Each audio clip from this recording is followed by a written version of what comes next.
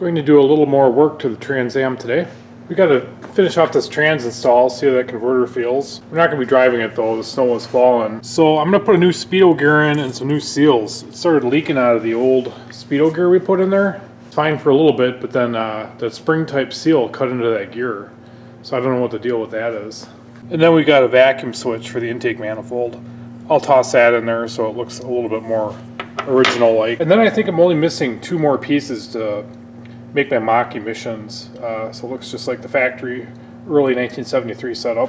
I'm going to start this episode by trying to snake out the dipstick tube, and you can get it out of this car without having to tip the transmission back, which is nice, and there's no fluid in it yet, so it's not going to make a mess.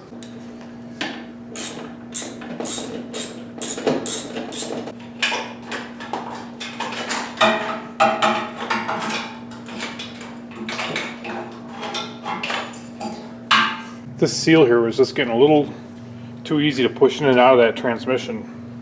So I don't want to take any chances with filling it up and it leaking, because when you fill it, it's actually over this point.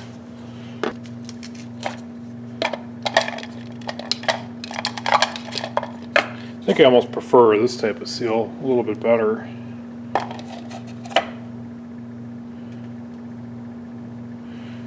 Looks like I only have one. Hopefully this is it.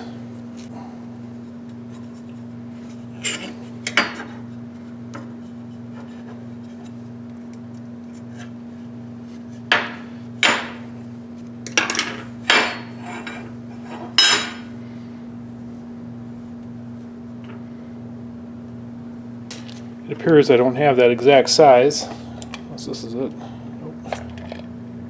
Nope. I'll try this guy, see how it looks on there.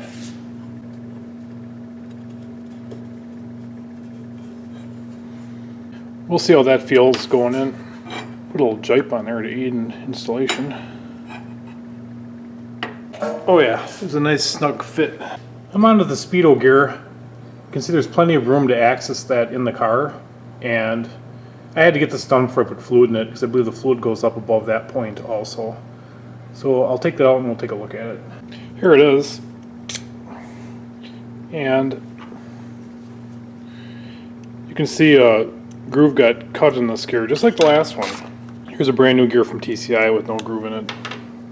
This is a seal that was in it with a spring. And I'm going to try a more original type seal and see if that's any easier on that gear. I got 2 of them. I'm debating if I should try 1 or 2. I think I will double them up. Dip this gear in a little lube.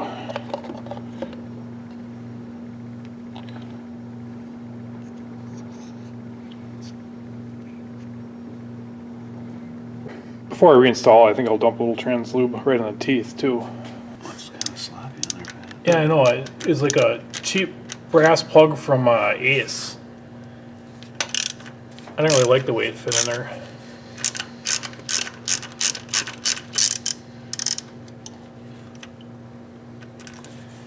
Same size thread? Is it? Sure doesn't look like it, does it? Man. It's bigger, isn't it? Ain't one thing, it's something else. I had this other one. Not really sure if this is totally correct, but it's more correct than a plug. So I think I'm going to throw it in. I'm just going for it without even test fitting it.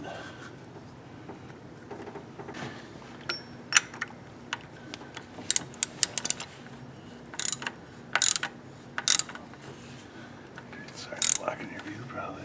Is she biting good enough where you think you can send her home? I think so, yeah.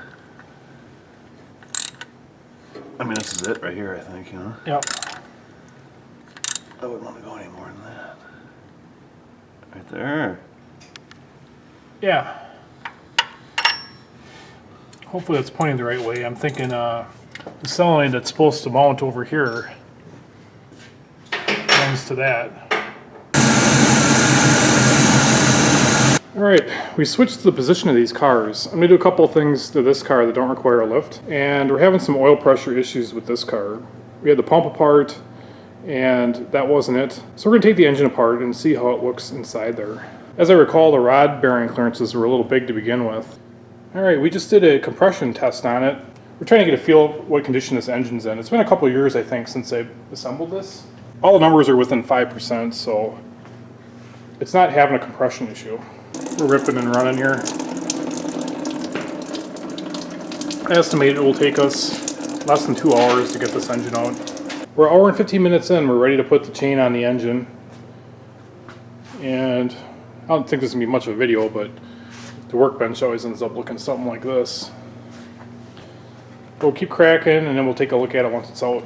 Puddle of oil there. We had a problem with this engine not being ventilated enough. We're going to add a couple more breathers to it.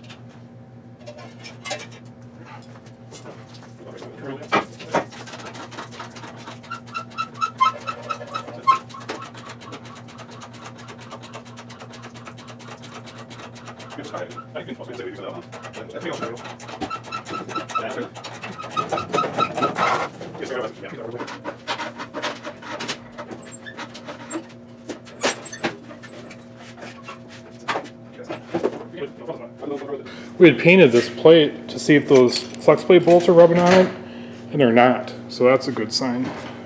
Putting a trans on a crossbar with a couple bolts. I'm going to raise the car right up now.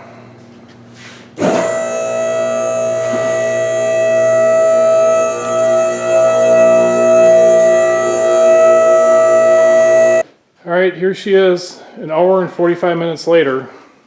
I'm going to ask my partner here, what do you think about that time? Not bad. He thinks it should have took an hour. I think we did pretty good. That's all for this episode. Thanks for watching.